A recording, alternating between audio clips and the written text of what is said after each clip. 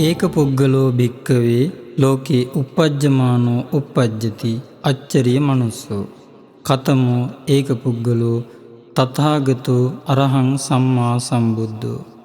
මහණෙනි, මේ ලෝකයේ ආශ්චර්යවත් වූ උතුම් වූ එකම පුද්ගලයෙක් උපදී. ඒ කවර පුද්ගලයෙක්ද යත් තථාගත වූ අරහත් වූ සම්මා සම්බුදුරජාණන් වහන්සේය. කලින් කලට ලෝකයේ බුද්ධිමතුන්, උගතුන්, විචාරකයින්, චින්තකයින්, දාර්ශනිකයින් පහළ වන අතර එතෙක් මෙතෙක් ලොව පහළ වූ උදාර හා උත්තරීතර දාර්ශනිකයා ලෞතුරා බුදුරජාණන් වහන්සේය. උන්වහන්සේ තුන් ලොවට තිලකයෙකි. ඒ අසම සම වූ දෙව් බඹුන්ගේ පූජාවන්ට භාජනය වූ ශාන්තිනායකයාණන් වහන්සේ ලොව පහළ වී වදාළ දඹදිව උත්තම බුද්ධ භූමිය යමෙකුට සිය දෙනෙතින්ම බලාගෙන දෑතින්ම වන්දනා කිරීමට ලැබෙන්නේ නම් එය සසර කළ උත්තරීතර පුණ්‍ය මහිමයක ප්‍රතිඵලයකි. එවන් අප්‍රමාණ පුණ්‍ය මහිමයක් ලද පිරිසක් හොරණ භාරතී වන්දනා ආයතනයේ නිර්මාතෘ ලලිත් උඩුගම සූරියන් මෙතිඳුන්ගේ මඟ පෙන්වීම හා අධීක්ෂණය යටතේ දඹදිව උත්තම බුද්ධ භූමි වන්දනාවට සහභාගී වූ අසිරිමත් රූප පෙළහරයි අපි මේ දකින්නේ.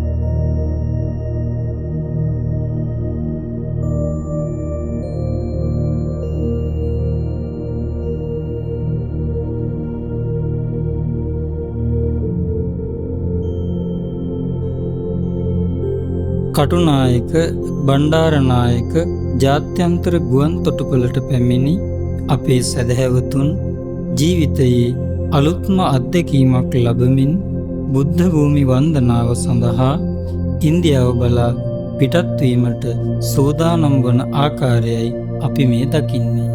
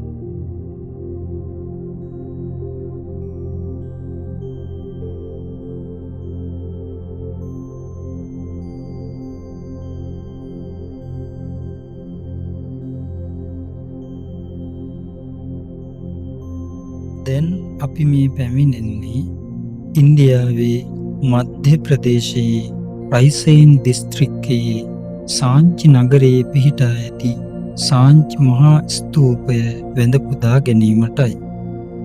මධ්‍ය ප්‍රදේශයේ අගනුවර වන භෝපාල් සිට කිලෝමීටර් 46ක් පමණ දුරින් පිහිටි මෙම ස්තූප රාජයා ක්‍රිස්තුපූර්ව 3 වන සියවසේදී මෞර්ය අධිරාජයා වූ අශෝක රජතුමා විසින් ඉදි කරන ලද අතර එහි බුදුරජාණන් වහන්සේගේ ධාතුන් වහන්සේලා තැන්පත් කර ඇති බවට විශ්වාස කරනවා. උස අඩි 54ක් සහ විශ්කම්භය අඩි 102ක් දවන සාංචි මහා ස්තූපයට අමතරව තවත් චෛත්‍යයන් 74ක් පමණ මෙම පින්බිමෙන් සොයාගෙන තිබෙනවා. මෙම උතුම් පින්බිම ඉතා වටිනා ස්ථානයක් බවට පත්වීමට එක් හේතුවක් වන්නේ මිහිඳු මහරහතන් වහන්සේ විසින් බුදුදහම ලංකාවට වැඩම කිරීමට පෙර වගේම සංඝමිත්තා තෙරණිය ලංකාවට වැඩම කිරීමට පෙර සාංචියෙහි තම මෑණියන් බැලීමට මෙම පින්බිමට වැඩම කර වැඩ සිටි ස්ථානයක් වීමයි. මෙම මහා ස්තූපය වටා සිව් දිශාවෙන් පිහිටා ඇති තොරන් 4 බුද්ධ චරිතය ඉතා අලංකාර ලෙස කැටයම් මගින් නිරූපණය කර තිබෙනවා.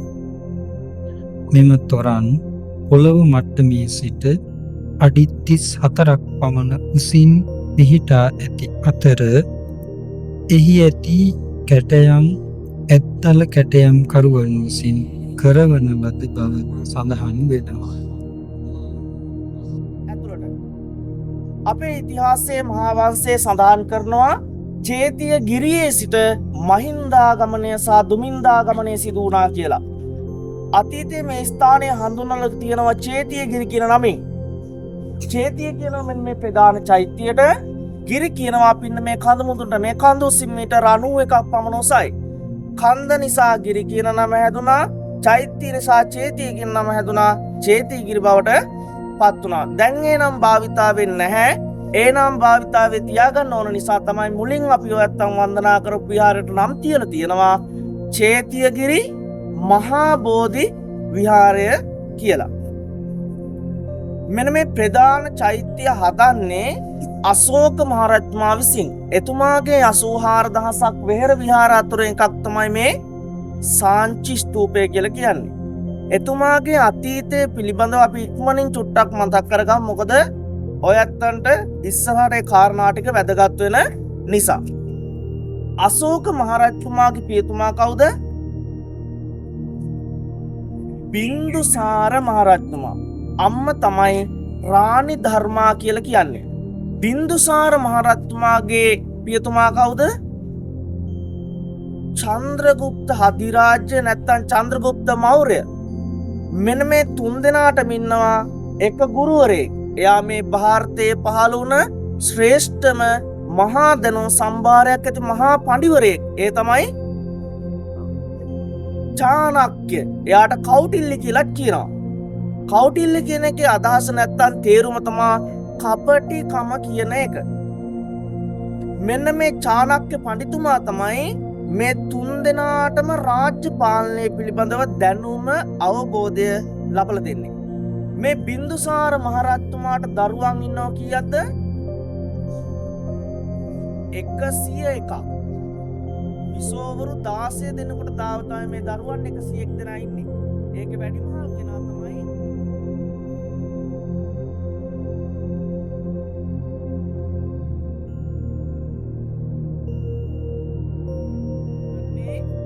ලෝකයාගේ ඇස් මවිත කරවපු විසිතුරුම නිර්මාණ ඇති සාංචි තොරන් 4 පිළිබඳව මේ තොරන් 4 යුනෙස්කෝ සංවිධානයෙන් ලෝකුරුමයක් කරලා තියෙන්නේ. මේ තොරන් 4 පිළිබඳව ලංකාවේ ඉස්කෝලවල චිත්‍ර සහ ඉතිහාසය කරන ළමයින්ට මේ සාංචි තොරන් 4 ගැන උගන්වනවා. මේ තොරන් අතර නිර්මාණය කළ තියෙන ගල්වල කැටයම් කරන කැටයම්කරුවන් නෙමෙයි, රජමාලිගාවේ දලවල කැටයම් කරන කැටයම්කරුවන් තමයි මේ නිර්මාණ කරලා තියෙන්නේ. එයාලා තෝරගෙන තියෙන්නේ හරි අපූර්ව පරීක්ෂණයකින්. එයාලට කාලයක් දීලා තියෙනවා මුළු ත්‍රිපිටකයම හදාරන්න. මුළු ත්‍රිපිටකයම හැදෑරුවට පස්සේ තව කාලයක් මහරහතන් වහන්සේලාගේ ඇසුරේ තියලා තියෙනවා එයාලගේ ආධ්‍යාත්මික සුවය සහ මානසික සුවය හදන්න. මොකෝ වෙන්නේ?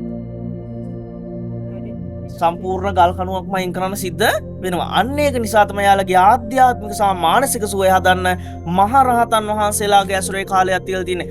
මෙන්න මේ පරීක්ෂණ දෙකම සමත් වුණාම තමයි කටුවයි මිටියයි අතට දීලා තියෙන්නේ. එතකොට හරි අපූර්වට යාලා මේ නිර්මාණ කරගෙන යනවා. මොකද පොත්වල පිටු පෙරලා නෙවෙයි නිර්මාණය කරන්නේ. හිතේ තියෙනවා කතාව චිත්‍රයට නගන්නයි තියෙනවා. ඒත් බලන්න මේක පුංචි 4 කොටුවක් ඇතුලේ ඔය නැත්තම් පොත් පිටු 100ක් 200ක් කියලා ගන්න සම්පූර්ණ කතාවක්ම මේක කොටුවක් ඇතුලේ නිර්මාණය කරලා තිනවා. එහෙනම් නිර්මාණය කරන්න හේතුව තමයි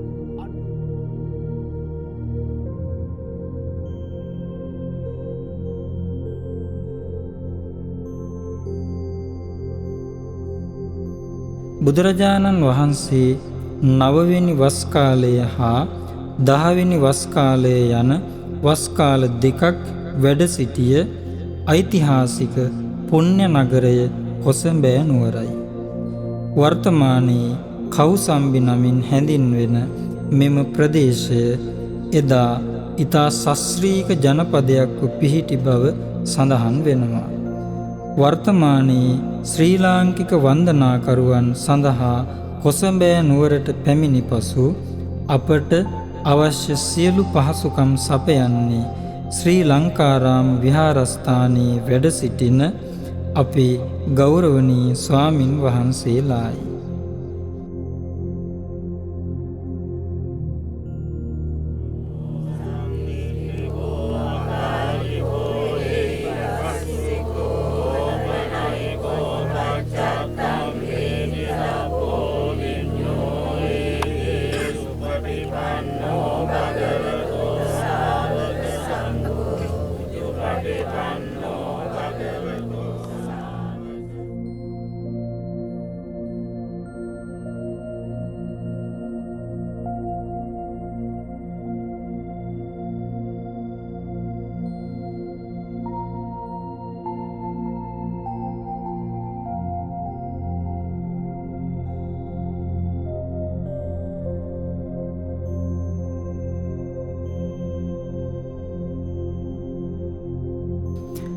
බුදුරජාණන් වහන්සේ සම්මා සම්බුද්ධත්වයෙන් පසු සත්සති ගතකොට පළමු දහම් දේශනාව පිණිස වැඩම කරන්නට යෙදුනේ බරණැස් නුවරටයි.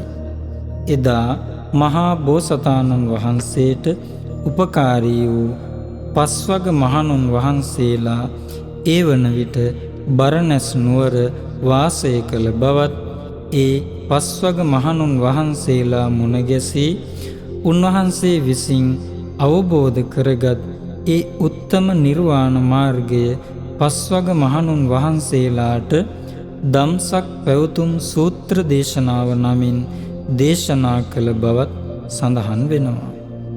එදා බුදුරජාණන් වහන්සේ පස්වග මහණුන් වහන්සේලා මුණ ගැසුණු තැන පසු කාලීනව ධර්මාශෝක මහ නිරිඳුන් විසින් මහා සෑයක් ඉදි කරන්නට යෙදුණා. අප මේ දකින්නේ ඒ මහා සෑයයි.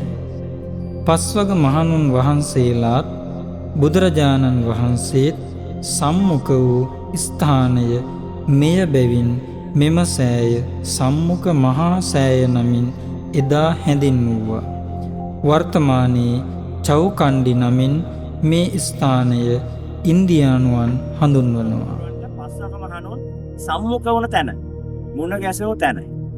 එදා ඒ වෙච්ච අසිරිමත් සිදුවීම අපේ ආවත්තේ ශිල්පමේ දහමුදෝ දැන් විස්තර කරා. මම වැඩිමත් දෙයක් මේ එකතු කරන්න හදන්නේ ඒ කතාවට. අපි දන්නවා සිදුවත් කුමාරයා වසර 29 දී ගිහිගේ හැර යනවා. ඊට පස්සේ අනුකේ අඹවණේට ගිහිල්ලා ගටේකාර බ්‍රහ්මයාගෙන් සිවුරු පිරිකර ලබාගෙන ඒ මහාන වෙස් අරගෙන එතනින් එහාට ගමන් කරනවා. අපි හෙට ඒ ගැන වැඩි විස්තර කතා කරනවා. ඊළඟට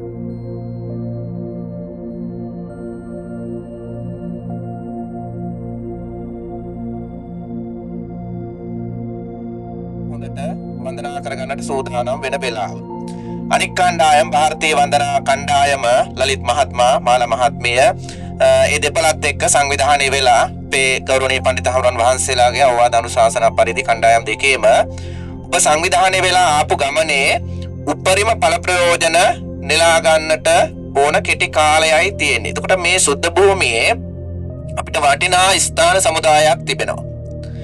ලෝතුරා බුදුරජාණන් වහන්සේගේ ප්‍රථම දේශනාව සිදුවෙච්ච ධම්සක් පවතුම් සූත්‍ර දේශනාව සිදුවෙච්ච මේ උතුම් සුද්ධ භූමිය ලෝකයට සාදුනාදේ පහළ වෙච්ච උතුම් සුද්ධ භූමිය. ඒ වගේම ලෝතුරා බුදුරජාණන් වහන්සේගේ ප්‍රථම වස් විසීම සිදුවෙච්ච මූලගන්ධ කුටි විහාරය ඔබට අද දැක බලාගෙන වන්දනා කරගන්නට පුළුවන්කම තිබෙනවා. ඒ වගේම ලෝකයට සංඝ ශාසනය ආරම්භ වීම යසකුල පුත්‍රයාගේ පැවිදි කිරීමත් එක්ක සිදු වෙච්ච ඒ සංඝ ශාසනය ආරම්භ වෙච්ච ධම්සභා මණ්ඩපය දැක බලාගෙන තිසරණේ සමාදන් වෙන්නට පුළුවන්කම තිබෙනවා. ඒ වගේම ලෝකයට මුලින්ම උපාසක උපාසිකාවන් මේ මූලාරම්භයේ හැටියට ඒ යසකුල පුත්‍රයාගේ දෙමව්පියන් තිසරණේ සමාදන් වෙච්ච ස්ථානයේ ධම්සභා මණ්ඩපය ළඟ ඉඳලා අභියස ඉඳලා ඔබට තිසරණේ සමාදන් වෙන්නට පුළුවන්කම තිබෙනවා. ඒ වගේම ලෝකයට රහතන් වහන්සේලා බිහි වෙච්ච ලෝතුරා බුදුරජාණන් වහන්සේගේ දෙවන දේශනාව සිදු වෙච්ච ධම්මික ස්තූපය දැක බලාගෙන වන්දනා කරගන්නට පුළුවන්කම තිබෙනවා. මේ ඇතුළු කොට ඇති මේ පූජා භූමිය පුරාවටම පින්නතුනි දසදහස් ගණනක් රහතන් වහන්සේලාගේ පාද ස්පර්ශයේ ලද ලෝතුරා බුදුරජාණන් වහන්සේගේ පාද ස්පර්ශයේ ලද සුද්ධ භූමියකෝයි ඔබ මේ අද වන්දනා කරන්නේ. ඒ නිසා තමයි මා සඳහන් කරේ කණ්ඩායම් දෙකක් හැටියටත් ඉන්නවා. ඒ සියලුම දේවල් අමතක කරලා එහෙම නැත්නම් වෙනත් අරමුණු අමතක කර දාලා සිත පිහිටුවගෙන වන්දනා කරගන්න තියෙන්නේ විනාඩි 2-3ක කාලයක් තමයි අපි මේ ස්ථානයේ කරඳිලා ඉන්නේ. ඒ නිසා මේ සතර මේ ලෝතුරා බුදුරජාණන් වහන්සේගේ මහා පරිනිර්වාණ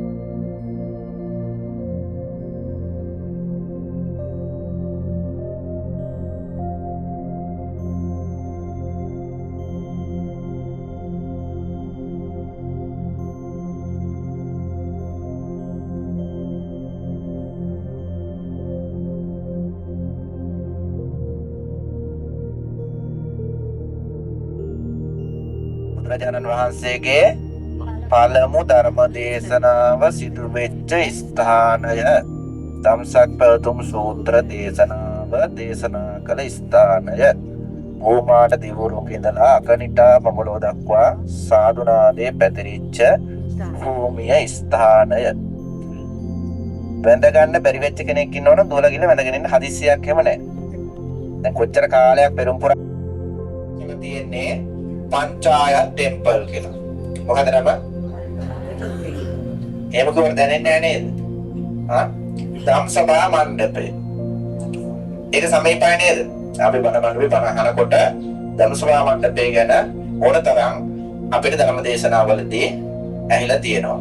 ඒ පිළිබඳව අවබෝධයක් තියෙනවා. එතකොට බුදුරජාණන් වහන්සේගේ ධම්සභා මණ්ඩපයේ මේ ආසන 5ක් තියෙනවා. පැහැදිලිද? මේ ධම්සභා මණ්ඩපේ තුල. ඉතින් අපිට විශ්වාස කරන්න පුළුවන් බුදුහාමුදුරුවෝ එක්ක නේද?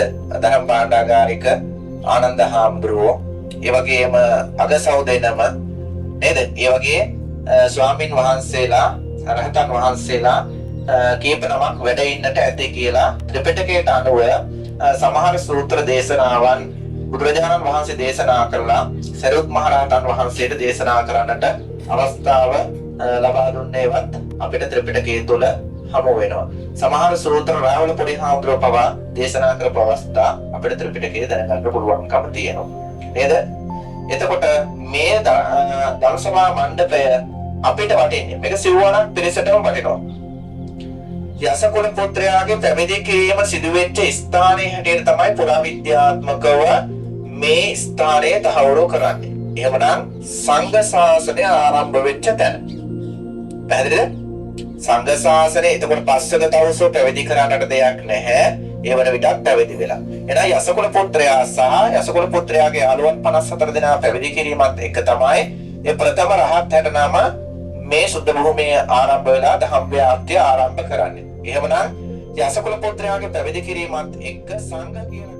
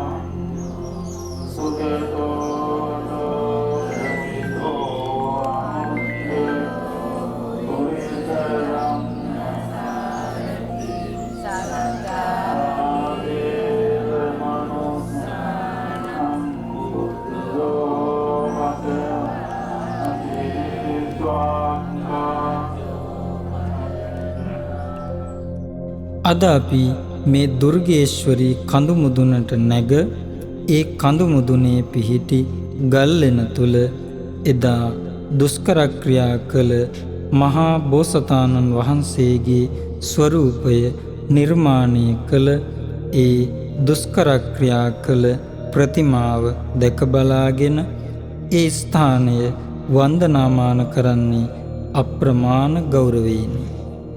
තවුස් විසින් වඩිනවා රජගහනුවර. ඊට කලින් අනුපි අඹවනයේදී ගටිකාර බ්‍රහ්මයාගෙන් සිවුරු පිළිකර ලබාගෙන තමයි සිදුවත් බෝසතාණෝ ඉදිරියට ගමන් කරන්නේ. එතකොට මෙහිදී පිඬුසිඟා වඩින්න සිද්ධ වෙනවා. හැබැයි පිඬුසිඟා වඩිනකොට ඊ타ත්ම අමීරි අත්දැකීමකට මොහොත දෙන්න සිද්ධ වෙනවා. මොකද මේ ಭಾರತේ මේ පරිභෝජන රටාව ඒ තරම් වෙනස් වෙලා නැහැ අවුරුදු ගාණක් ගියත්. මේගොල්ලෝ තාමත් කන්නේ මොනවද? එදා වගේම රොටි හොදි රොටි. කොහෙන් ගියත් පාත්‍රයට මේ දාන වශයෙන් ලැබෙන්නේ මොනවද? රොටි හොදි. හැබැයි එතුමා ඉන්ගේ ඉන්න කාලේ මොන තරම් සැප සම්පත් වින්දාද කිව්වොත් දැන් මෙයාට අහලා ඇති දෙතිස් මහා පුරුෂ ලක්ෂණයන්ගේ එකක් තමයි මේ දිව ඉස්සරහට අරගෙන මූණ වහන්න පුළුවන් මලක් වගේ. අහලා තියෙනව නේද? ඔව්. එතකොට දත් කීයක් තියෙනවද? 40යි. සම දත්. මේ අපේ වගේ පිළිවෙලක් නැතුව එහෙම නැහැ.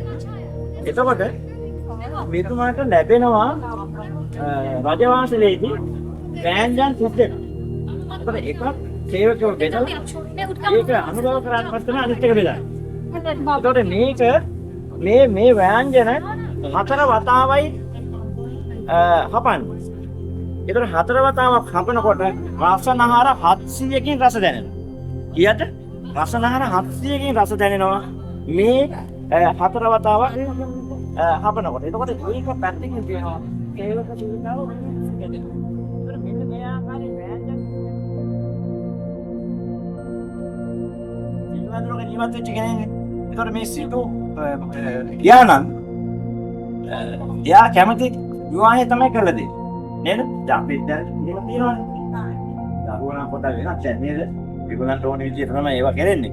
අපි මහත්යත් එකක් අද උදාහරණයක් කිව්වේ නේද? ඒ ඉස්සර එහෙම තිබිලා තියෙන්නේ.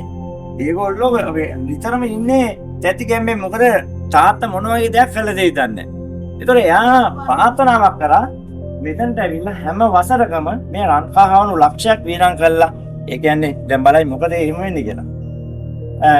වැල්මී වනේ තමයි මේ මීදනුන් මේ බඳලා ඒවා ක්‍රමක්‍රමෙන් අඩු කරලා ඊට පස්සේ ඒ කියන්නේ ඒ අය ඒ පිරිම තමයි ඊළඟ පරම්පරාවට පොවන්නේ. එහෙම පොවලා ඒ තරම් වීරම් කළා ඊට පාත්‍රේ රණින් හදලා දෙනවා. සාලුව රණින්. ඒක කියන වාලි. යන්නත්ම රණින් දේවා කරලා කියනවා. ඒකට එහෙම පාත්‍රේ තමයි පූජාව කරන්නේ හැම වසරකම.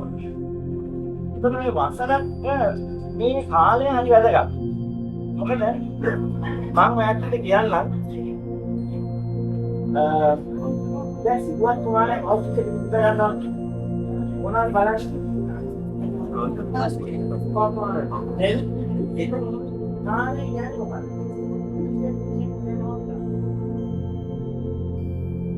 බුදුරජාණන් වහන්සේ විසින් පානාලද ප්‍රාතිහාර්යයන් පිළිබඳව අපි කොතෙකුත් තොරතුරු අසා තිබෙනවා. ඒ ප්‍රාතිහාර අතර අදටත් ජීවමාන සාධක දක්නට ලැබෙන එකම ස්ථානය මේ ස්ථානයයි.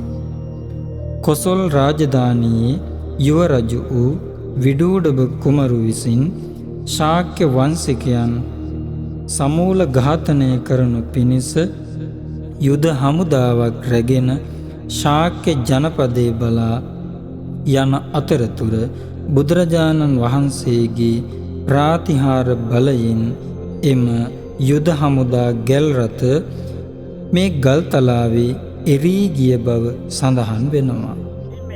ඒ ගැල් රථ එරී ගිය ගමන් මාර්ගය අදටත් අපට දැක ගැනීමට පුළුවන්. අපි හෙට යනවා සවැත් නුවරට. එයා හරි මේ දරුණු කෙනෙක්. එයාත් එක්ක කවුරක වැඩි පටල ගන්න යන්නේ නැහැ. මොකද එයා හැබැයි පුලේ පොඩි ප්‍රශ්නයක් තියෙනවා ඒගොල්ලන්ගේ. රජුරෝ අතරේ ඒගොල්ලෝ පොඩක් පුලෙන් පොඩක් පහළයි වගේ. ශාක්‍යයන් මාන්න අධිකයි. මෙයාට ඕන වෙනවා ශාක්‍ය පරම්පරාවෙන් විවාහයක් කරගන්න. යෝජනාව එහෙට යවනවා. යවුවාම දැන් ශාක්‍ය කල්පනා කරනවා මෙයාත් බැහැ කියලාත් බෑ. මිනිහා නපුරා. ලොකලත් බෑ. හොඳ වැඩක් කරන්නම් කියලා මෙයාට යෝජනාවක් මෙහෙන් එනවා. රජ කුමාරිකාවක් එනවා. හැබැයි රජ කුමාරයෙකුට දාව 16කට උපන්න දුවේ. නමින් ශාස්ත්‍රීයයි.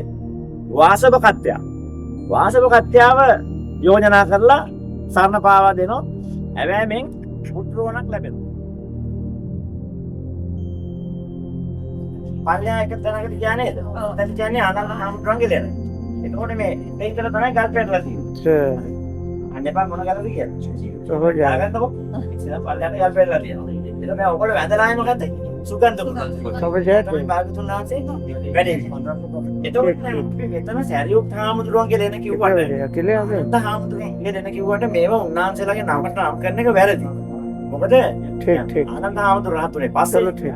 හැබැයි සරියුත් හාමුදුරුවෝ රහත් උනා ඒක තමයි මේ කියන්න හදන්නේ.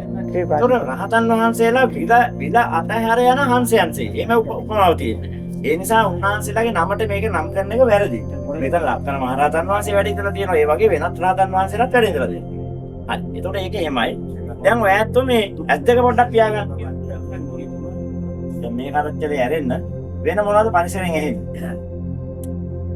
කුරුල්ල සත්‍ය. හරිනම එදා මං කිව්වා සිදුවත් කුමාරයා අභිනිෂ්ක්‍රමණය කළා වයස අවුරුදු 29 දී අනුපිය අඹවණයට තමයි.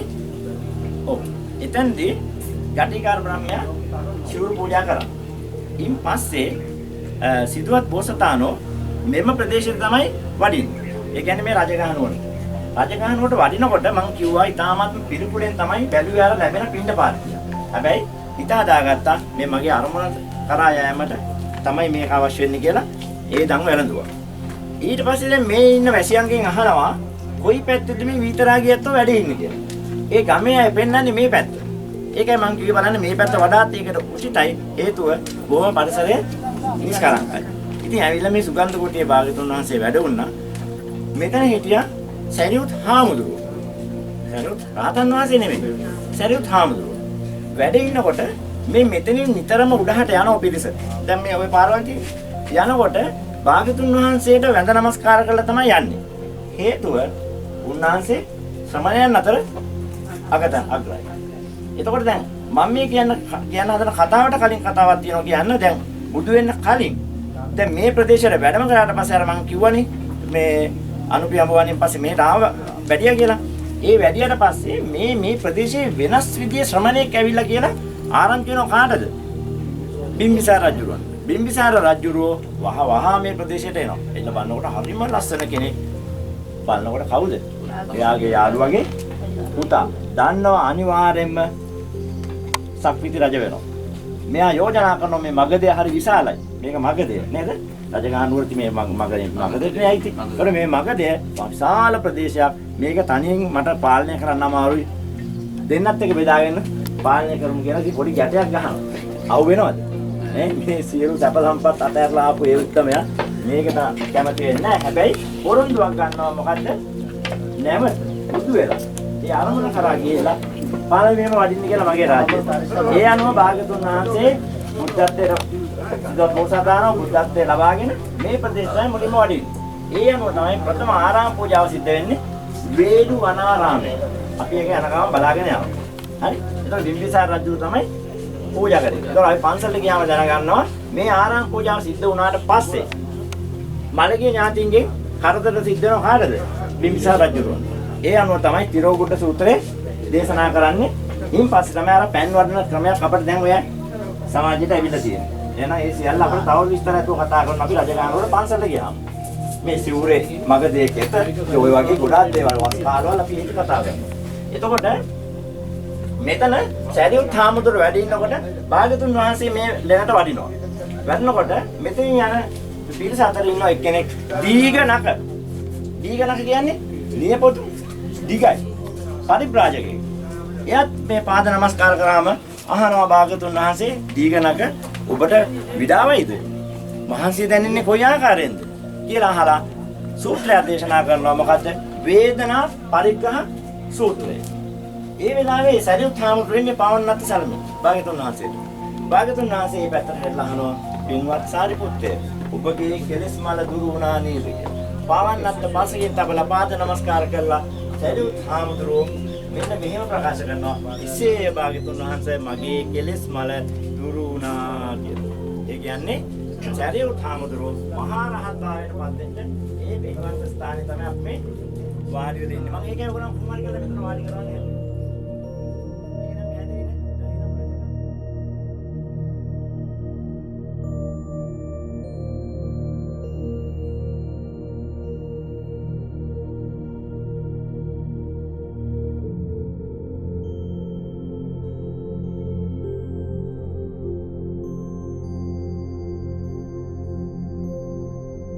රජගහ නුවර පාලකයා වූ බිම්බිසාර රජතුමා තම ජීවිතයේ අවසාන කාලය ගත කළ ස්ථානයයි අපි මේ දකින්නේ. බිම්බිසාර සිරමැදිරිය නමින් අද මේ ස්ථානය හඳුන්වනු ලබනවා. උපක්‍රම පාවිච්චි කරා. හැබැයි පසු කාලීනව ධර්මාශෝක අධිරාජ්‍ය මේව සොයාගත්තට පස්සේ මේ යන්ත්‍රය නවත්තලා රහතන් වහන්සේලාගේ උදව්වෙන් ඒ තිබුණු ධාතුන් වහන්සේලා අරගෙන තමයි 84000ක් වෙහෙර විහාර කළා කියලා පොතපතේ නනාන්නේ. හරි. එතකොට අපි මේ වාල සංඝාටේ යන ගමන් බලාගෙන යනවා බහලා යන්නේ මොකද එතන මේ.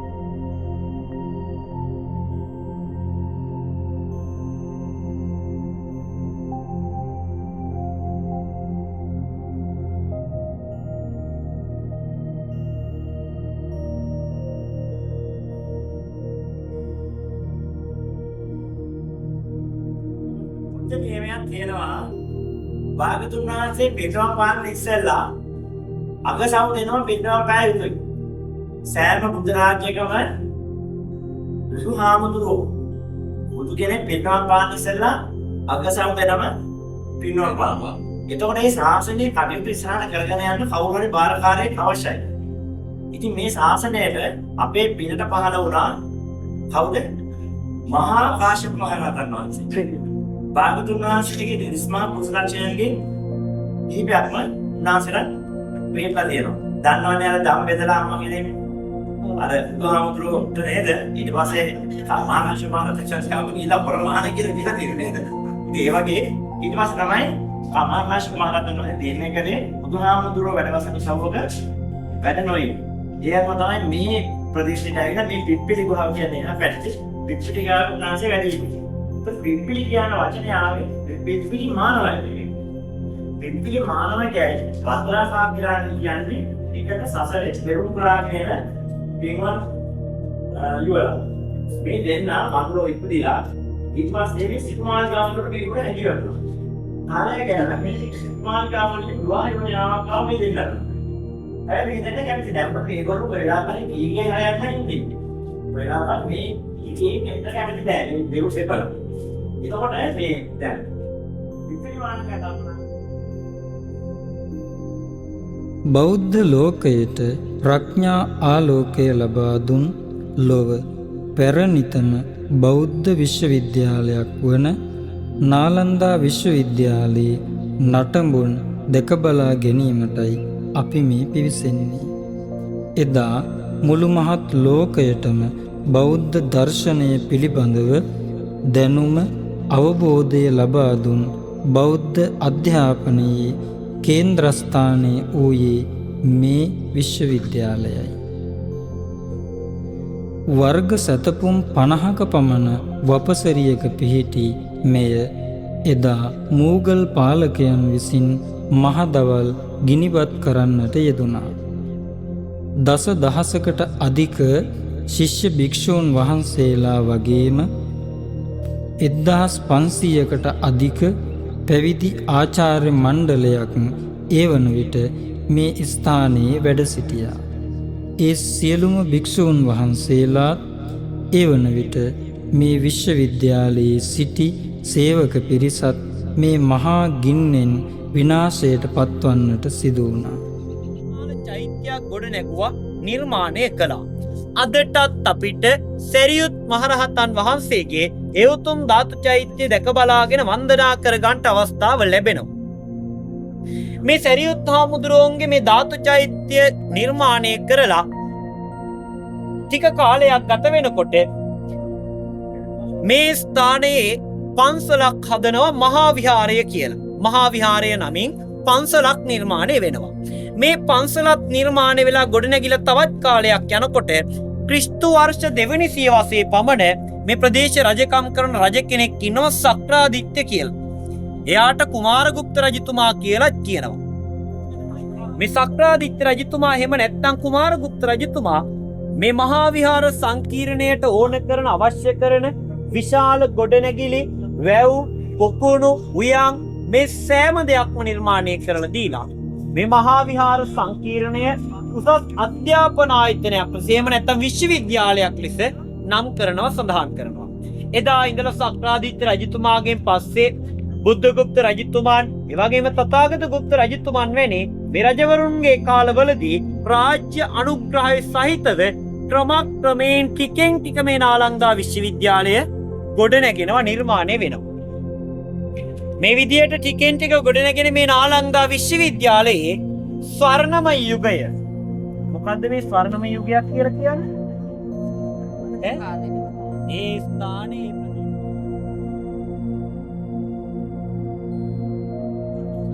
අපි දැන් මේ ඇවිල්ලා ඉන්නේ මේ නාලන්දා විශ්වවිද්‍යාලය තුල තිබුණ එක නේවාසිකාගාරයක් ඇතුළට තමයි අපි මේ ඇවිල්ලා ඉන්නේ.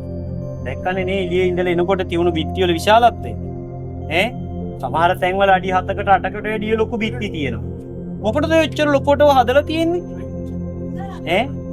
අද වෙනකොට අපි සාමාන්‍යයෙන් තනි තට්ටුවක තට්ටු දෙකක තරම් ප්‍රමාණයෙන් මේක දකින්නේ නේද?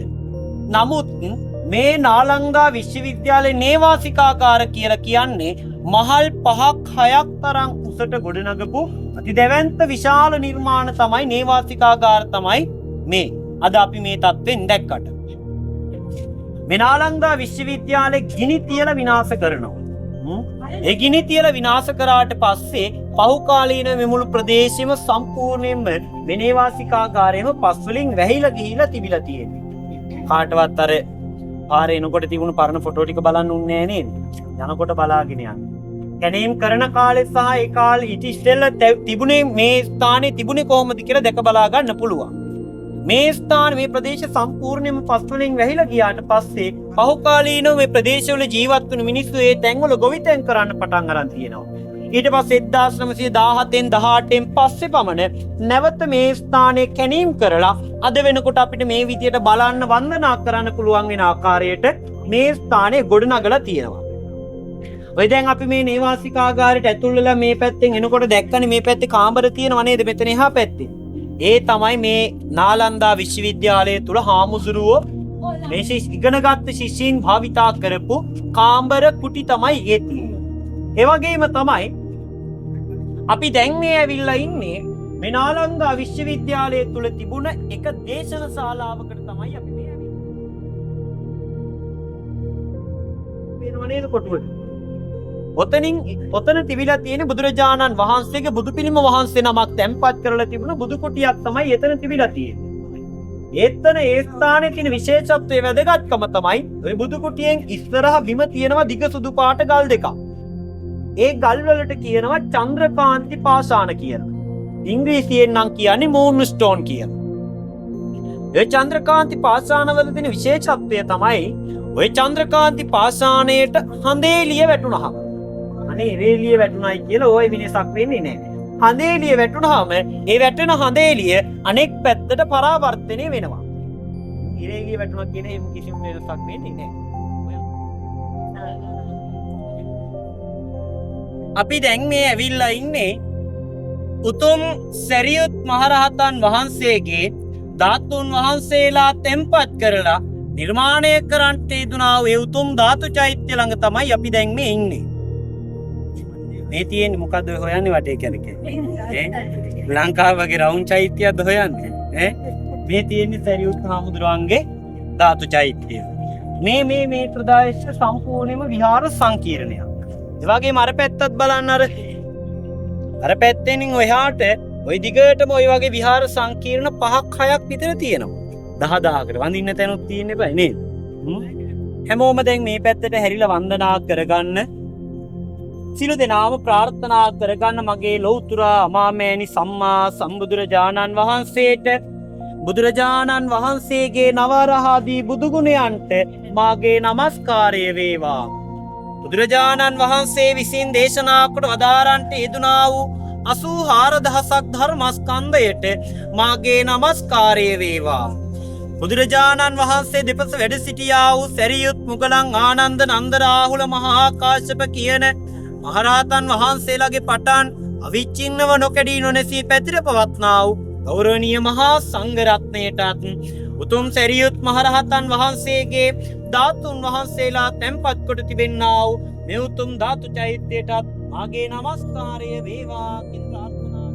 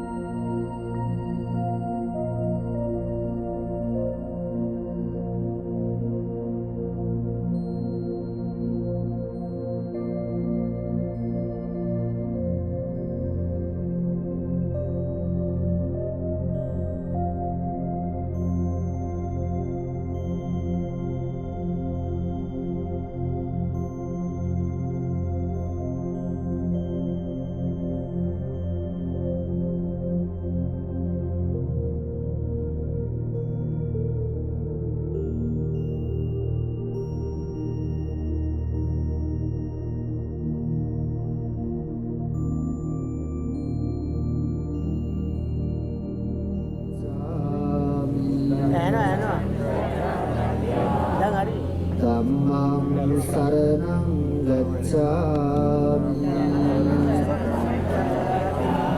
සංඝං සරණං ගච්ඡාමි द्वितीयम्पि बुद्धं शरणं गच्छामि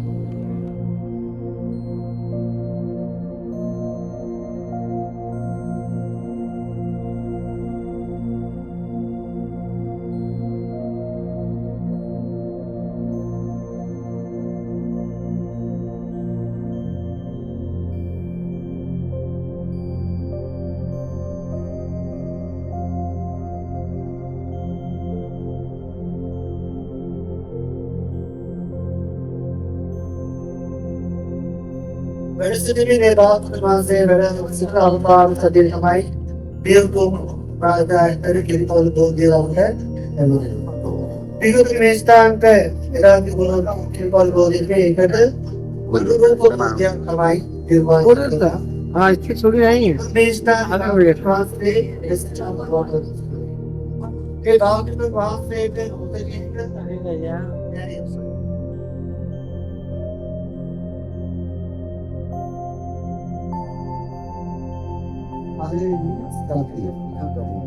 Biar sambil di rumah boleh dalam di rumah. Jelas itu musim tidak boleh dia. Jadi itu mesti kita dah. Buat nama sarnian. Doktora sama samudra bahasa. Bisita maha rusan berian. Kisah kerana silu marian perdana. Itu Buddha Raja Dewa dengan Yudhi Stadi. Kini Bodhi Asala Irama Bodhi Satgurya Silu Mariam Krishna yang berhina kerana itu Buddha Raja Dewa dengan Yudhi Stadi di Bodhi Asala. Begini Bodhi Satgurya Silu yang bagaimana Buddha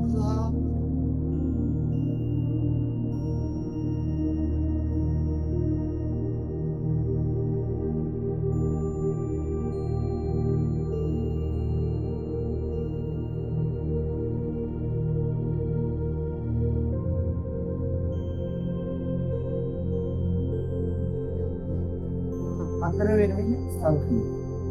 Antara ini apa yang pohon ini tadi? Antara ini sampai tamai, antara ini. Persoalan. Ini. Kalau itu bahasa yang antara ini sampai semua sampai ada di mana? Tuhan kaya, antara ini. Itu tadi bahasa bahasa bukan yang bodoh kerana. මේ භාග්‍යවතුන් වහන්සේ වැඩ සිටිනා වූ බෝධිය අසලින් ඉතුරු දිසාවෙන් තිබෙන වැලි තලාව මත වැඩ සිටින භාග්‍යවතුන් වහන්සේ. ඉතින් මේ භාග්‍යවතුන් වහන්සේට ඒ සක්‍ර දේවේන්ද්‍රයන් වහන්සේ විසින් නිර්මාණය කරනවා නිවසක්. ඒ නිවසේ වැඩ සිටින භාග්‍යවතුන් වහන්සේ අපේ භාග්‍යවතුන් වහන්සේ දේශනා කරනවා ධර්මයේ කොටස් තුනක් බෙදලා තියෙනවා. කොටස් තුන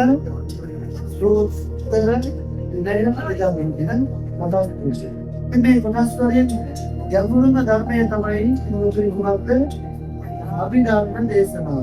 Minggu Bhagavatam bahasa Buddha Buddha ini untuk meruan ke, idarti meruan ke nebei ke kita anurupa nivasak tamai nirmane kerla tiyen. Ini mesthane වැඩසිටීමේ නේද Bhagavatam bahasa. ඒ ගැඹුරු ධර්මයේ ප ဋ ාණ දේශනාව තාවත් ගැඹුරින් මෙනෙහි කරගෙන සතියක් පුරාවට වැඩ සිටින්න මේ උතුම් ස්ථානය.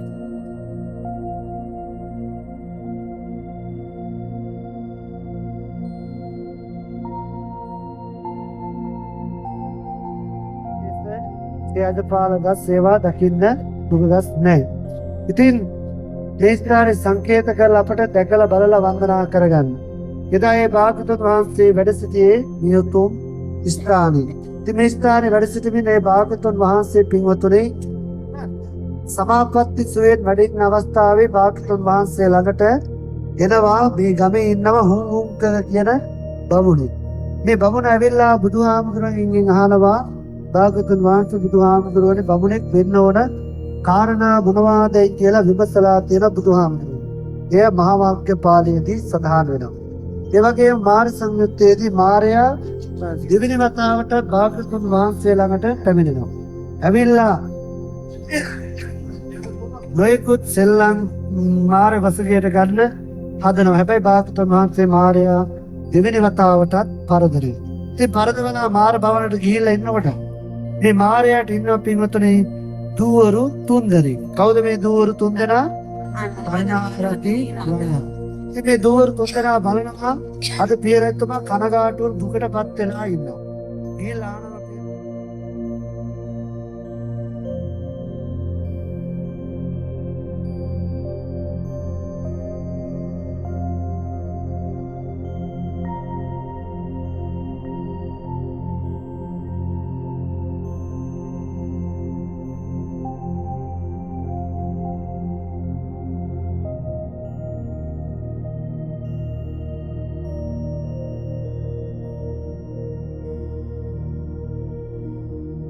සෝදාක්ෂණයේදී දහවල් කාලයේ සම්පූර්ණ පූජා කරන සඳහා එවරන් දෙවියන් කුටියේ කල්පනා කරන ඒ වාග්යවත් වූ අහිතත් වූ දස බලදානී වූ දේවාන් දේවෝ බ්‍රහ්මාන් බ්‍රහ්මෝ සම්මා සම්බුදුරජාණන් වහන්සේට මාගේ නමස්කාරය වේවා මාගේ වන්දනීය වේවා මාගේ පූජනීය වේවා අප විසින් ආසන මස්තකයේ තැන්පත් කරන තීරුණු යාන් වහන්සේ පියොට්ටෝ රසපුර නමස්කාර දේවාපියොට්ටෝ අරිහත්තු දසවන්දානී වූ දේවාන් දේවෝ බ්‍රහ්මාන් බ්‍රහ්මෝ සම්මා සම්බුදුරජාණන් වහන්සේ පූජා වේවා පූජා වේවා අපගේ අනුකම්පාවෙන් විදුත් පූජා විසාවදානත්වා පිළිසිතේ අපේ අංජනා ක්ෂේත්‍රගත සත්‍යයන් පිසත් සාදු සාදු නමෝ තස්සේ භගවතු සම්මා සම්බුද්දස්සේ නමෝ තස්සේ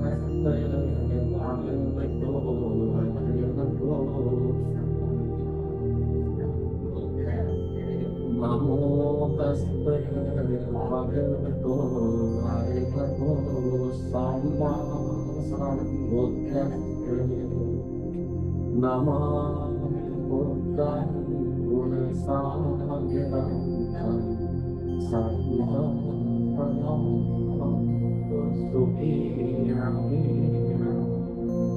කාලේ ජීවන්නෝ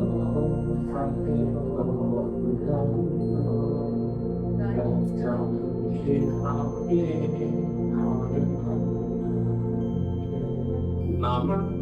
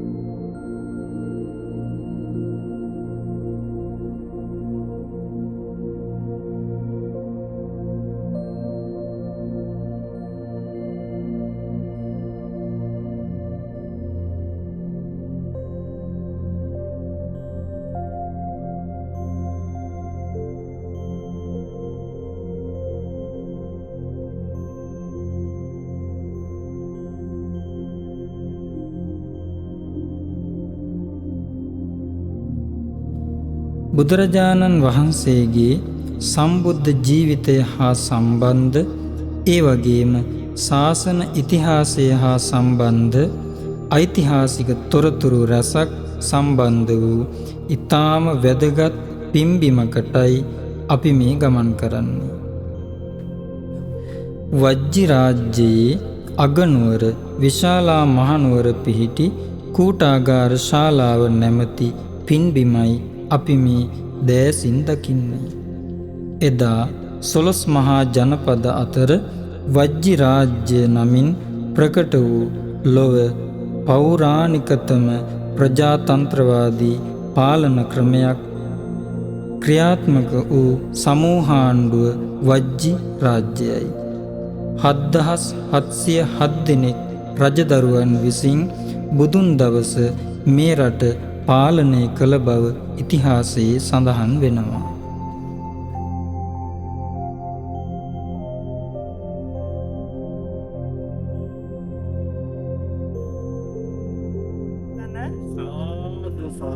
ගෞරවනීය මහා සංඝරත්නය ඒ වගේම අපි මෙහෙන් වහන්සේලාගෙන් දෙපාරම දවසරයි පින්වන්ත වාසනාවන්ත ඥාතිවරුනි අපි අද චාරිකාව පටන් ගන්න විශාලා මහනුවරින් මේ තමයි ලිච්ඡවී රාජධානිය. එතකොට මේ හිටපු මේ ලිච්ඡවී රජදරුවන් මේ වජ්ජි ජනපදයේ ලිච්ඡවී රජදරුවන් ඒ අයට ලැබුණු ධාතු ඒ කියන්නේ ධාතු බෙදා හරිය කොහෙද අපි එහෙට තමයි යන්නේ අද කුසිනාරානුවර. මේ අයට ලැබුණු ධාතු තැන්පත් කරපු චෛත්‍යය තමයි මේ. නමුත් මේක කඩා බිඳ දාලා මේ චෛත්‍ය පාදම පමණයි මේ පේන තියෙන්නේ. දැන් මේ චෛත්‍ය පාදමේ පින්තූරයක් මම මේ අපේ ගෲප් එකට දාලා තියෙනවා. ඔයත්තන්ට ඒවා බොහොම සුරකිව ඉස්සරහට බලා ගන්න පුළුවන්. එතකොට මේ මෙතන අපි වැහි කාලයට ආවොත් මේක පිළිලා වතුනේ. අපිට පේන්නේ නැහැ. ඉතින් ආයි දම්දෙව වෙනකොට ಭಾರತೀಯ වන්දනායකේ මේ වගේ වැහි නැති කාලෙක එන්ට එතකොට මේව නැත්තම් බලා ගන්න බෑනේ. අපි දැන් කෝටාගාර ශාලාවට ගියත් ඔය තත්ත්වෙම තමයි. එතකොට දැන් අපි ඊළඟට යන්නේ කෝටාගාර ශාලාවට. ඉතින් මෙම ස්ථානයේ මේ තිබුණු ධාතු ඒ මංජුසාව සොයාගෙන තියෙන්නේ මේ දෛත්‍ය පාදමේ එම ධාතුන් වහන්සේලා තමයි මම අර ඉන්නේ කිව්වේ. පැට්නා කෞතුකාගාර දෙවියන්ගේ දිව්‍ය විමාන වැනි විමානවලින් අලංකාර වූ දෙව්ලොව හා සමාන සැප සම්පත් වලින් පරිපූර්ණ වූ මේ විශාලා මහනුවර රෝග අමනුෂ්‍ය දුර්භික්ෂ යන තුන්බියකින් විනාශයට පත් වූ මොහොතේදී බුදුරජාණන් වහන්සේ රජගහනුවර වේළුවනාරාමයේ සිට වැඩම කරවාගෙන පැමිණ මේ ස්ථානයේදී උන්වහන්සේ විසින් රතන සූත්‍රයේ දේශනා කිරීමෙන් ඒ තුන්බිය පහව ගොස් විශාලා මහනුවරට යලි සෞභාග්‍ය උදා වූ බව සඳහන් වෙනවා. භික්ෂුණීන් වහන්සේලා සඳහා පැවිදි වීමේ අවස්ථාව බුදුරජාණන් වහන්සේ අනුදැන වදාළේද මේ කූටාගාර ශාලාවේදී. කාන්තාවන්ගේ නිර්වාණගාමී මාර්ගයේ ආරම්භය මේ පින්බිමෙන් සිදු වූ බව ඉතිහාසය තොරතුරු සපයනවා. එසේම ලෝකයේ ඊටාම දුර්ලභ වූ විහාරස්ථානයක් ලෙස කූටාගාර ශාලා පින්බිම හැඳින්විය හැකියි. එකම විහාර පරිශ්‍රයක භික්ෂූන් වහන්සේලාත් භික්ෂුණීන් වහන්සේලාත් මෙහි වාසය කොට තිබෙනවා. භික්ෂු ශාසනයේ පැවැත්ම පිණිස බුදුරජාණන් වහන්සේ විසින් පළවෙනි විනය ශික්ෂාපදය මේ බිමේදී පනවන ලදී. දඹදිව් තලාවේ විනාශයට පත් නොවී ශේෂ වූ එකම අශෝක ස්තම්භය පවා අද අපට මේ බිමේදී දක්නට ලැබෙනවා. පුරා 45 වසරක් මුළුල්ලේ සද්ධර්ම වර්ෂා වස්සමින් කෙල ලක්ෂ ගණන් දෙව් මිනිසුන් අමා මහ නිවනෙහි යෙද වූ සුගත තථාගතයන් වහන්සේ පිරිනිවනට වැඩි කුසිනාරා නුවර මල්ල රජදරුවන්ගේ උපවර්තන ශාල වනෝද්‍යානයේ පිහිටි පිරිනිවන් මංචකය පිහිටි පිරිනිවන් විහාරයටයි සදහැ සිතින් අප මේ ගමන් කරන්නේ.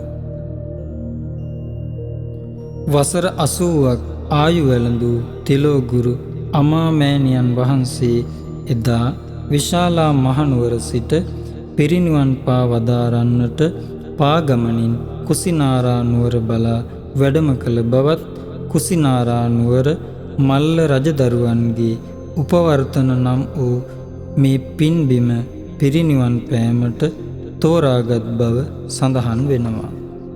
වෙසක් පුර 15 පොහොයදා සුගත තථාගතයන් වහන්සේ මේ ස්ථානයට වැඩම කර ආනන්ද හිමියන් විසින් දෙපට චීවරයේ අතුරා සකසන ලද එම උත්තම ආසනයේ සල්රුක් දෙකක් අතර මහා පිරිනිවනට වැඩි බව දැක්වෙනවා. අප්‍රමාණ ගෞරවයෙන් පිරිනිවනට වැඩි ඒ සුගත තථාගතයන් වහන්සේගේ උතුම් බුදු සිරුරට පුදන්නට සුගත චීවරය අද අපි සදහැ සිතින් පුද පෙරහැරින් වැඩම කරවන්නට යෙදුණා. ඇතුළු මේ පින්නක් සෑම දෙනාම පැමිණිලා තැන්පත් වෙලා සිටින්නේ කුසිනාරා නුවර මල්ල දරුවන්ගේ උපවර්තන සල්ලුයනේ සරුවඤ්ඤ ධාතුන් වහන්සේ තැන්පත් කරපු චෛත්‍ය අභියසයි. බුදුහාඳුරන් වහන්සේ මේ කුසිනාරා නුවරට වැඩම කරන්නට පෙර විශාල මහා නුවර බේරුව කියන ගමේ අන්තිම වස්වාසය කළා. කුසිනාරා නුවර පිරිනිවන් පානවා කියලා තීරණය කරගෙන ආනන්ද හාමුදුරුවෝ අමතලා දේශනා කරන ආනන්ද මාස 3ක් ඇතුළතදී කුසිනාරා නුවර පිරිනිවන් පෑම සඳහා තීරණය කරගත්තා. ආනන්ද හාමුදුරුවන්ට ප්‍රශ්නයක් වුණා පින්නත් මේ නගරේ කුඩා නගරයක්. මහා පරිනිර්වාණ සූත්‍රයේ සඳහන් වෙන 12 ජනපද. කෝසල ජනපදයේ මගධ දේශයේ බණාරත් විශාලා මහා නුවර මේ කියන විශාල ජනපද දීති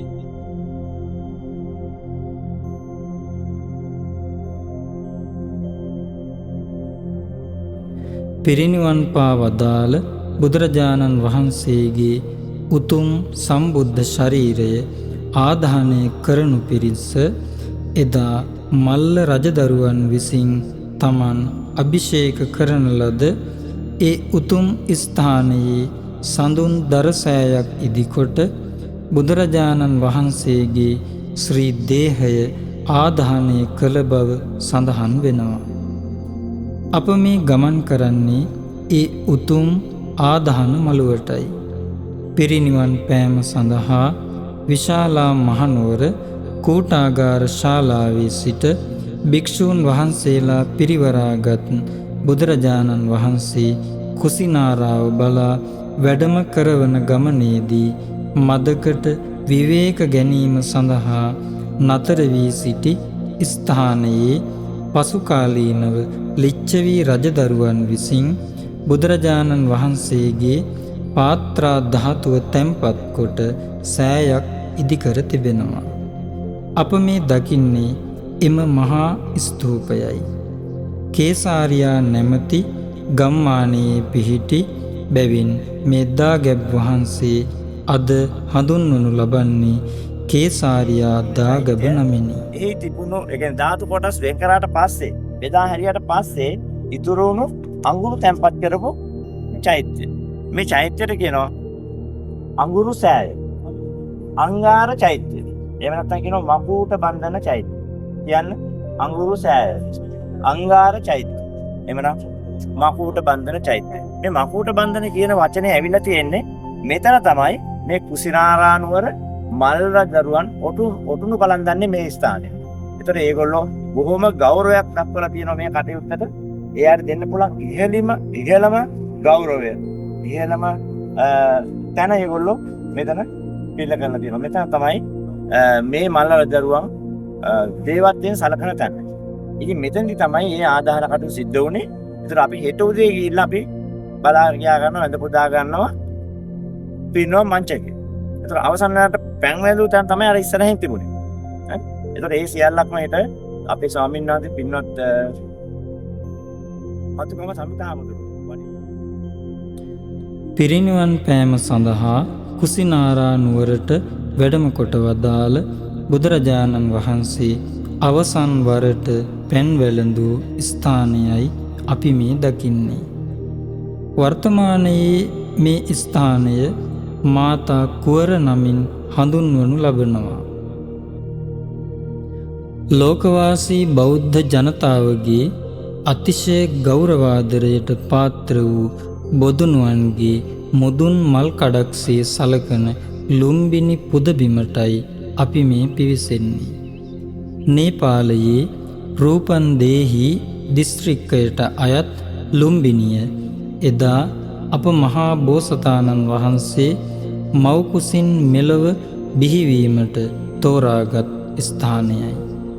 මහා මායා දේවිය ස්වකීය නගරය වූ දෙව්දහනුවර බලා කපිලවස්තුවේ සිට ගැල් පෙරහැරින් ගමන් කරද්දී මේ ලුම්බිනි සල් උයනී මදකට නතර වූ බව සඳහන් වෙනවා.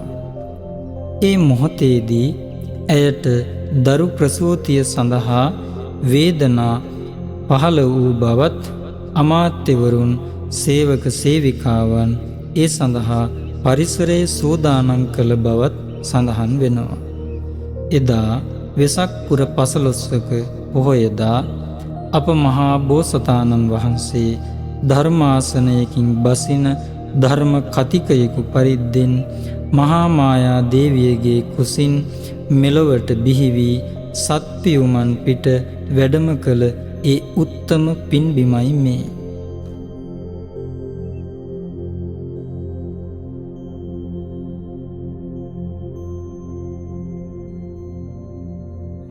අපට මහ විශාල බෞද්ධ ඉතිහාසයක් කියලා දෙනවා.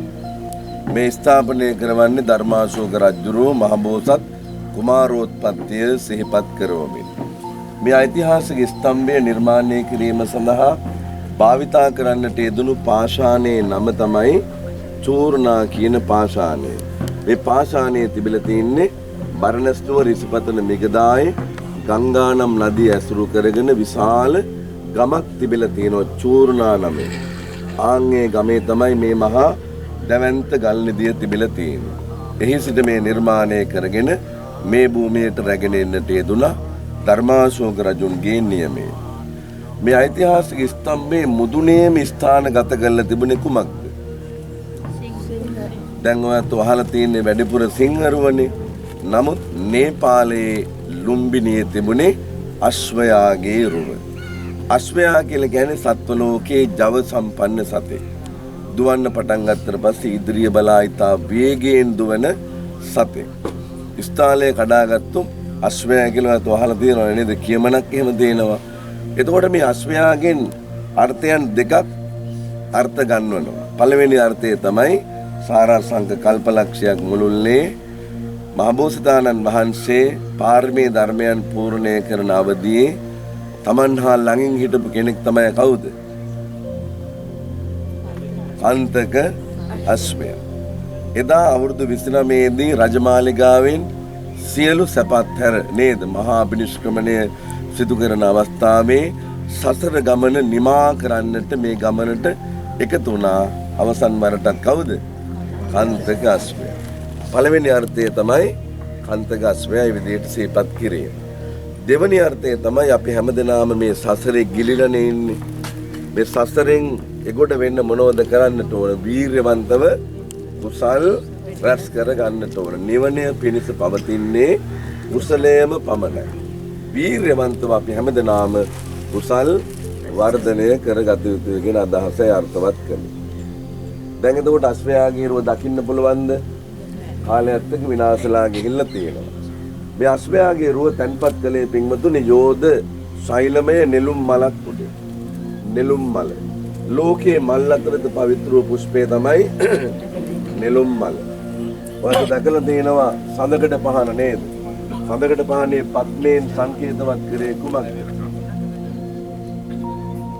නිවන සහ පවිත්‍රත්වය. සඳකඩ පහනේ පත්මයෙන් අර්ථවත් කළේ නිවන සහ පවිත්‍රත්වය. මේ ඓතිහාසික ස්තම්භයේ තැන්පත් කළ යෝධ සෛන්‍යය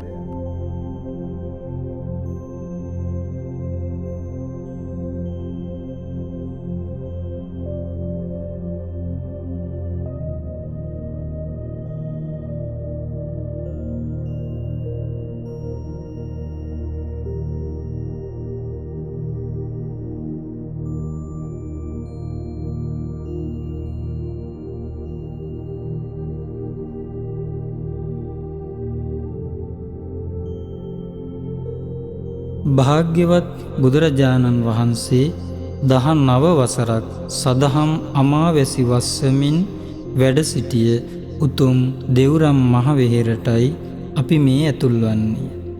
සාදු නද දෙමින් අපමණ බුදු බැතියෙන් දෙව්රම් මහවිහෙරේ වැඩ සිටින ආනන්ද බෝධිරාජාණන් වහන්සේ අභියස ආශිර්වාදාත්මක බෝධි පූජා පවත්වා මේ උතුම් පුදබිම දෑසින් දකින්නට පින් රැස් කරගෙන අමා මහ නිවනින් සැනසෙන්නටයි අප පින්වත් පිරිස සාදු නද දෙමින් ගමන් කරන්නේ.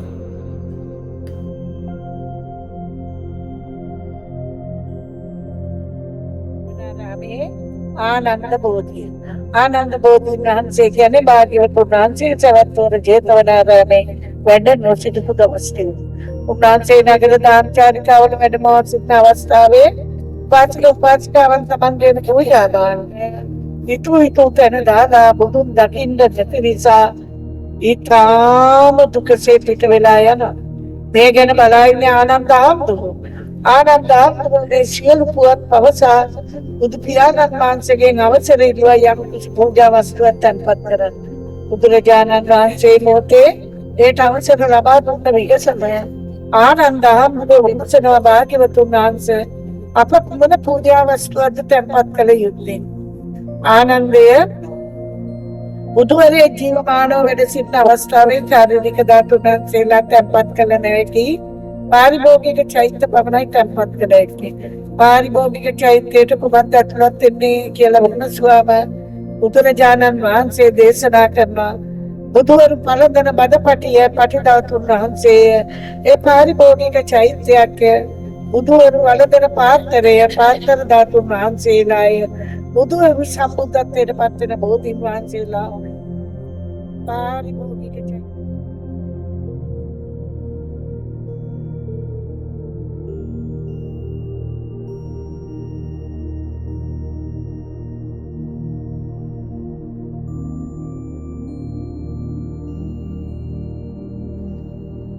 බුදුරජාණන් වහන්සේ සමග මේ දෙව්රම් වෙහෙරේ වැඩ සිටිය මහා සංඝරුවන එදා වැඩ සිටි කුටි අපි මේ දකින්නේ. මේ නඩේ ඉඳගෙන ඉන්දියාවේ ඒ තමයි මේ ගෞතම බුද්ධ ශාසනයේ පොඩි හාමුදුරුවන්ගේ කුටිය. කවුද මේ පොඩි හාමුදුරුවෝ? රාහුල පොඩි හාමුදුරුවෝ. එහෙමනම් පින්නතුනි මේ රාහුල පොඩි හාමුදුරුවෝ මේ කුටියේ තමයි යන ඉතිරිසිට ඇදලා ඉතිරිසි කරනවා කියන්නේ දෙන්න බෙටද.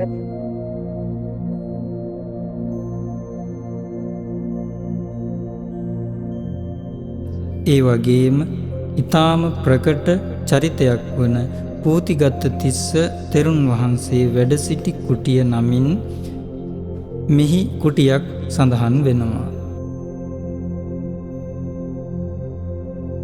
ඒ තමයි මේ ගෞතම බුද්ධ ශාසනයේ වැඩ සිටපු ඊළඟේ වැඩ සිටපු තිස්ස තෙරුන් වහන්සේගේ කුටිය. මේ තිස්ස අන්දවනේ දමනය කරපු අඟුලිමාලව කැඳවාගෙන ආවේ ජේතවනාරාමෙට. කැඳවාගෙන ආවිලා මහාන කළා. මහාන කරපු දවසේ සිට වැඩ සිටපු කුටිය උතන. හරිද? එහෙම නෑ. මේ වැඳගෙන ආවේ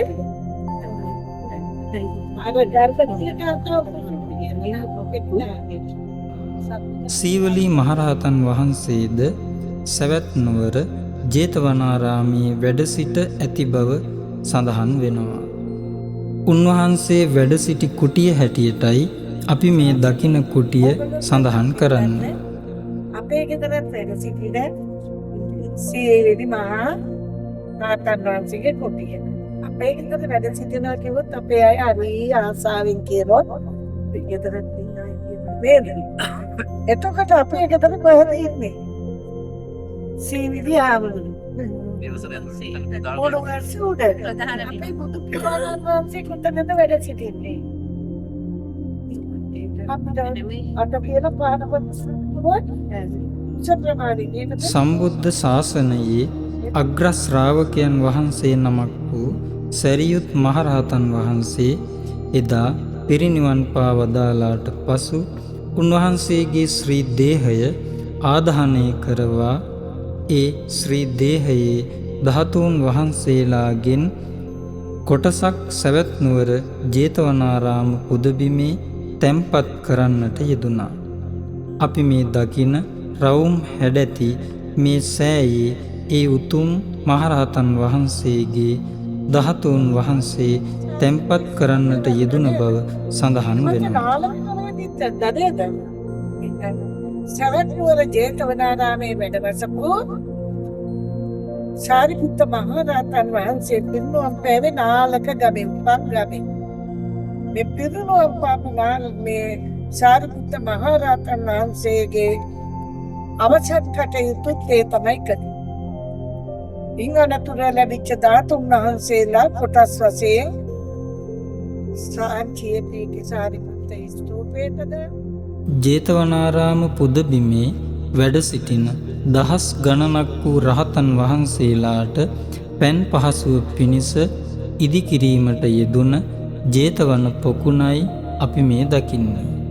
ජේතවනාරාම පින්බිමේ තිබෙන ඊතා වටිනා පූජනීය පින්බිමක් අපි මේ දකින්නේ. ධම්සභා මණ්ඩපය නමින් හැඳින්වෙන මේ ස්ථානයේ සිට බුදුරජාණන් වහන්සේ දෙව් මිනිසුන්ගේ යහපත පිණිස අනන්ත අප්‍රමාණ ශ්‍රී සද්ධර්මය දේශනා කර තිබෙනවා.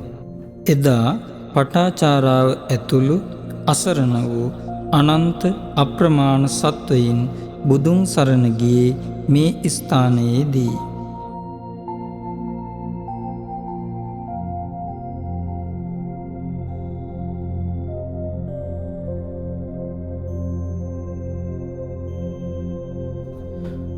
සම්බුද්ධ ශාසනයේ අග්‍රදායකයා වූ අනාථ පිණ්ඩික සිටුතුමා විසින් සවැත් නුවර දෙව්රම් මහවෙහෙර එදා 54 කෝටියක් කහවණු වියදම් කර බුද්ධ ශාසනයට පූජා කළ බව සඳහන් වෙනවා. ඒ මහා පින්වතානන් ජීවත් වූ නිවාස සංකීර්ණය මේ ස්ථානයේ පිහිටි බවයි පුරා විද්‍යාඥයින්ගේ මතය වන්නේ. ඒ බිමේ එක ස්ථානයක් කැණීම් කොට ප්‍රතිසංස්කරණය කරන්නට යෙදුන අතර එම ප්‍රතිසංස්කරණය කරන ලද ගොඩනැගිලි අද අපට දක්නට ලැබෙන්නේ මේ ආකාරයෙනි.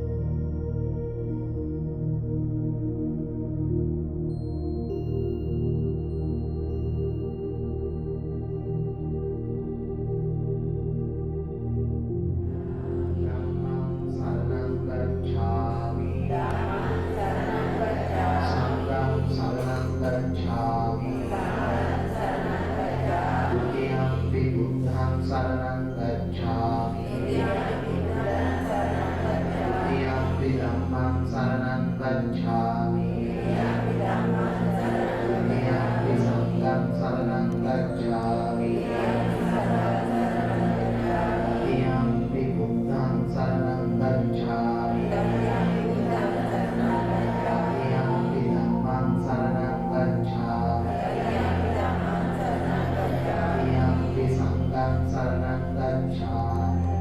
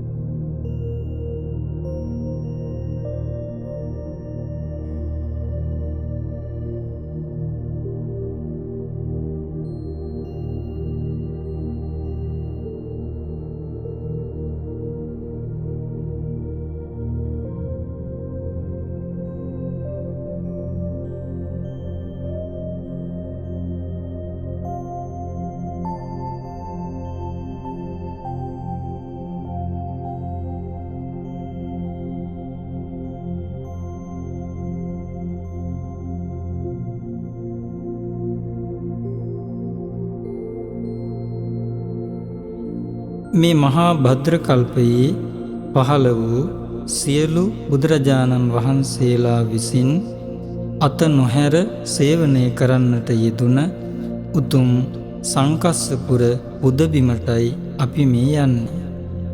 සංකස්සපුර පිහිටි ශ්‍රී දේවාවරෝහණ මෛත්‍රී බුද්ධ විහාරය අපේ සැදැහැවතුන්ට අවශ්‍ය පහසුකම් නොවඩුව සලසා දෙනවා. දඹදිව ඉදිකරන ලද ඉතා පෞරාණික වූත් අංග සම්පූර්ණ වූත් ශ්‍රී ලාංකික විහාරස්ථානයක් ලෙස මෙම උත්තම පුදබිම හඳුන්වා දෙන්නට පුළුවන්. මේ අරණේ වැඩ සිටින පූජනීය මහා සංඝරත්නය අපේ පින්වත් පිරිස සාදරයෙන් පිළි අරගෙන ඔවුනට අවශ්‍ය පහසුකම් ඉතා ඕනෑකමින් සපයා දෙනවා. අපි මේ දකින්නේ උත්තම බුදුරජාණන් වහන්සේ තව්තිසා දෙව්ලොව සිට මනුලොවට වැඩම කරන්නට යෙදුණු උතුම් පින්බිමයි. සංකස්ස නුවර ඒ උත්තම පින්බිම සදහැවත් බෞද්ධයෙකු විසින් දැක පහන් සංවේගය උපදවා ගත යුතු සතර අවිජහිත ස්ථානයක් ලෙස හැඳින්වෙනවා.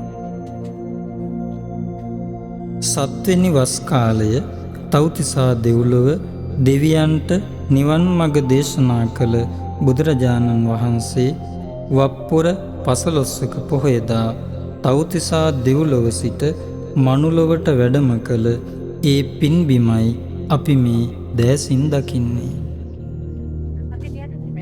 අපි මේ ඇවිල්ලා ඉන්නේ තාමත්ම වැදගත් පුදබිමකට. මේ තමයි සංකස්සපුරවරේ චෛත්‍යරාජන් වහන්සේ තමයි මේ අපි දැන් වන්දනාමාන කරන්නේ. ඒතර අපි දැන් මම කලින් කිව්ව විදිහට අපි ගියේ දේවාරෝහණ මෛත්‍රී විහාරය. ඒ පන්සල යුරක්කීගේ ඥානරතන හාමුදුරුවෝ ජූලම්පිටියේ ඥානරතන නායක හාමුදුරුවෝ අද පන්සල. දැන් වැඩ ඉන්නේ කිරින්දේ විමරතන හාමුදුරුවෝ. ඉතින් පන්සලට කියලා තමයි මෙතනට ආවේ. මේ තමයි භාග්‍යවතුන් වහන්සේ තම මෑණියන්ට කියන්නේ මාතෘ ත්‍රිවිධ රාජයාට දාම් දෙසලා ඒ කියන්නේ මොකද්ද දෙසු බලන්න අභිධර්මයේ දේශනා කළ නැවත මනුලොවට වඩින්නේ මෙම ස්ථානයේ. එදා මෙම ස්ථානය අතුරු සිදුරු නැතුව සිව්වන පිරිසකින් පිරි ඉතිරි ගිහින් තියෙනවා. ඒ කියන්නේ මේ අහස්තලේ ඉන්දිකටු තුඩක් තියන්න බැරි ගානට දෙවි දේවතාවෝ වැඩි හිටියා. ඒ වගේම තමයි සිව්වන පිරිසම එකවර සාදු නාද පවත්වමින් බුදුබව ප්‍රාර්ථනා කළා. ඉතින් එදා ඒ අසිරිමත් සිදුවීම සිදුවෙච්ච දවසේ අපිත් එතන හිටියා වෙන්න බැරිද? ඒ සසර පුරුද්දට අද මෙතනට ආව වෙන්න බැරිද? මොකද මෙතනට එන්න හැමෝටම අවසර නෑ අපි මෙන්නවාස. සමහරව එන්නෙත් නෑ මේ පැත්තට. මගින් හැරලා යනවා. සංකස්ස අතාරිනවා දුර වැඩි හින්දා. ඉතින් ඔය ඇත්තු මේ ආවේ මගේ නම් විශ්වාසය ඒ සසර පුරුද්දට. එදා භාග්‍යතුන් වහන්සේ මෙම ස්ථානට වැඩම කරලා තියෙන්නේ දෙව් බඹුන් කිරිවරාගෙන. සත්‍රුවන් ඉනිමගින් ලෝක විවරණ මහා ප්‍රාතිහාර්ය පාමින්. ඒ කියන්නේ මං කලින් දවසක් කිව්වා සීළු ලෝකයන් විවර කරා. ඒක කරන්න පුළුවන් සම්මා සම්බුදුරේකට පමණයි. එක වතාවක් මේ උතුම් දේ සිද්ධ වුණේ අවීචින් අයට මනුලෝකෙ වුණා. මනුලෝකෙ ඉන්න අයට දිව්‍ය ලෝකෙ වුණා. මේ සියලු ලෝකයන් දැක ගන්න පුළුවන් වුණා.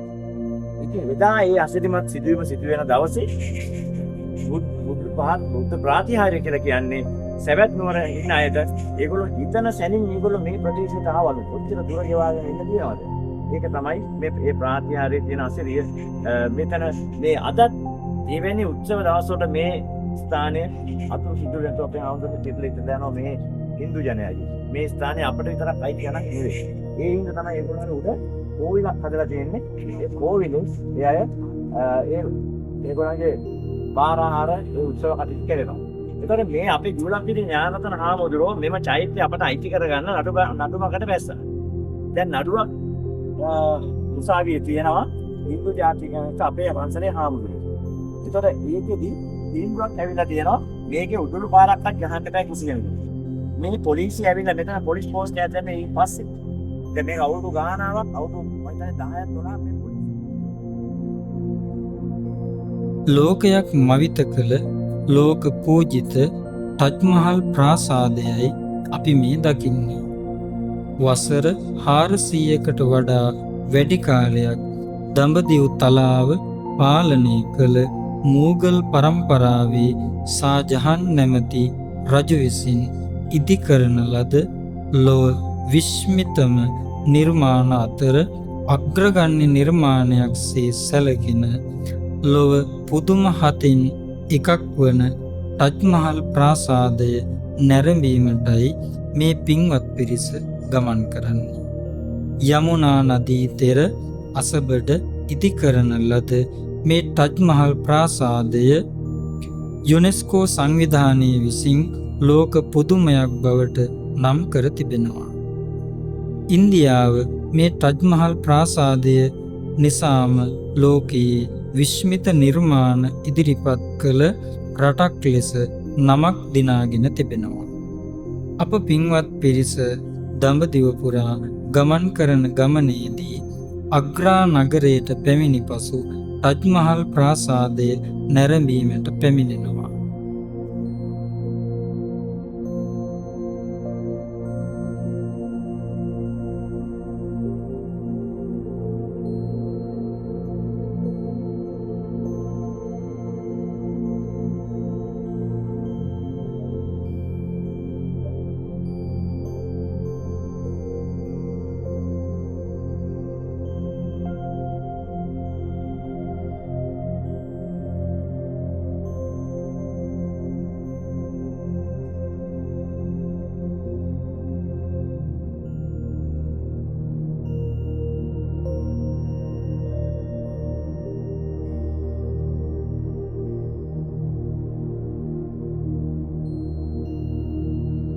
ගඟ පේනව නේද?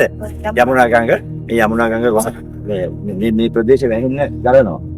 ඒතකොට යනකොට ඔයගොල්ලෝ සාක්ෂි වෙන මේ ගස්වල රොම්මඩ තියෙනවා. මේ රජමහල හදලා තියෙන ශාජහාන් රජුරෝනේ.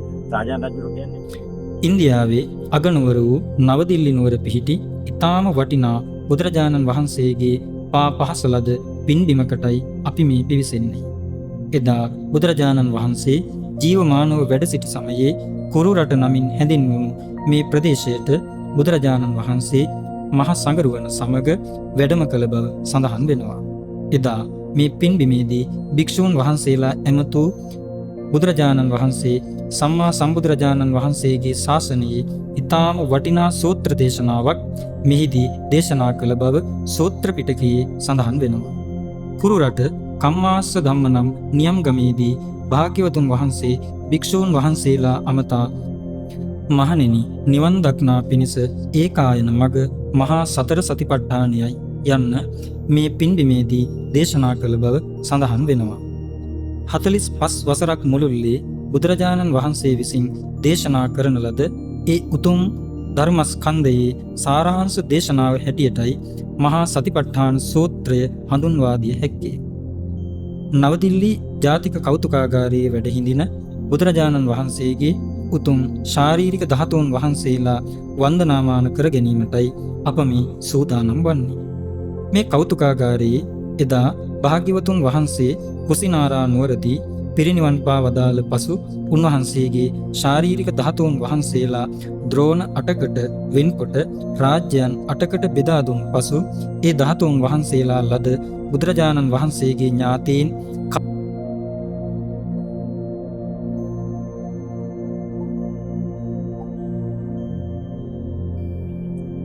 අපි ඇවිල්ලා ඉන්නේ දැන් අපි අහලා තියෙනවා එදා බුද්ධ කාලයේ 12 මහා ජනපද ගැන නේද?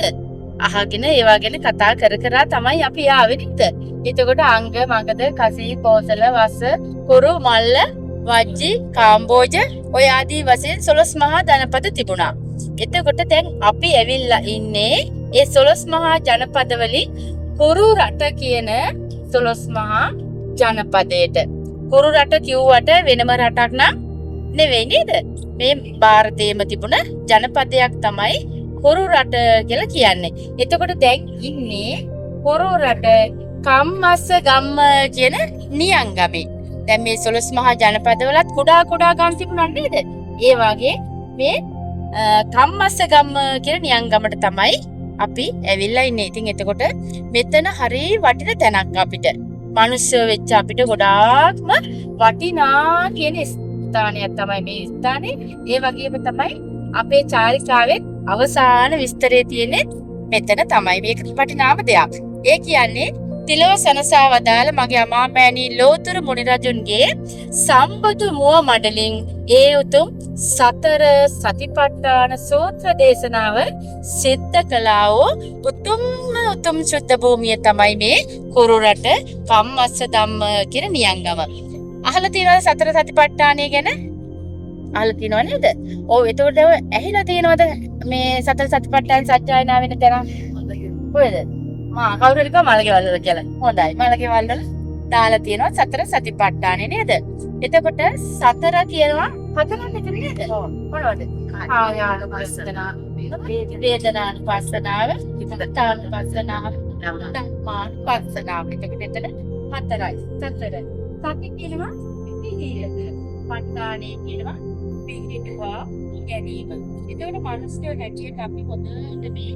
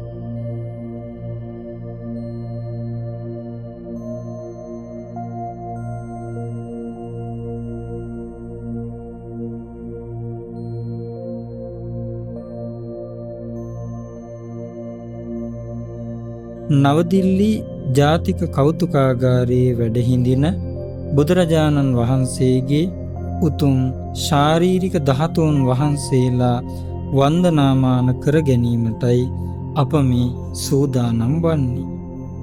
මේ කෞතුකාගාරයේ එදා භාග්‍යවතුන් වහන්සේ කුසිනාරා නුවරදී පිරිනිවන් පා වදාළ පසු උන්වහන්සේගේ ශාරීරික ධාතුන් වහන්සේලා ද්‍රෝණ 8කට වෙන්කොට රාජ්‍යයන් 8කට බෙදා දුන් පසු ඒ ධාතුන් වහන්සේලා ලද බුදුරජාණන් වහන්සේගේ ඥාතීන් කපිලවස්තු නුවර නිග්‍රෝධාරාම පින්බිමේ තැන්පත් කරන්නට යෙදුණු ධාතුන් වහන්සේලා අද දවසේ වැඩ සිටින බව ඉතිහාසයේ සඳහන් වෙනවා.